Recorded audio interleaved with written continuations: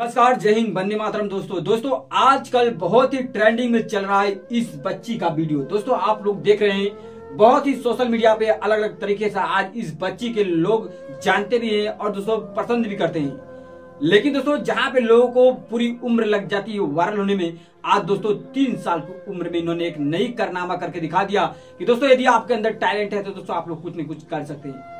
लेकिन इस बच्ची ने क्या किया कारनामा और क्यों आज लोग इतने ज्यादा इनको सपोर्ट करते हैं, दोस्तों आप लोग वीडियो देख के समझ जाएंगे। और दोस्तों पवन सिंह, दिनेश लाल यादव, अमर पाली, ऐसे बहुत सारे एक्टर्स हैं जो दोस्तों आज इनको डायरेक्टली मिलने भी आए थे।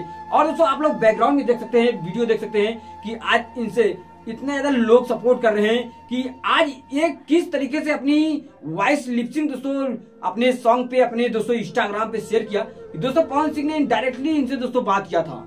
दोस्तों बहुत सी ऐसी एक्टर्स हैं जो दोस्तों आज इस बच्ची को सैल्यूट करते हैं। मैं दोस्तों आप लोग बता दूं, यदि आपके अंदर टैलेंट है, जिस प्रकार दोस्तों बच्ची ने अपनी टैलेंट दिखाई इतनी कम उम्र में, दोस्तों आप लोग भी कुछ न कुछ यूट्यूब पे कर सकते हैं।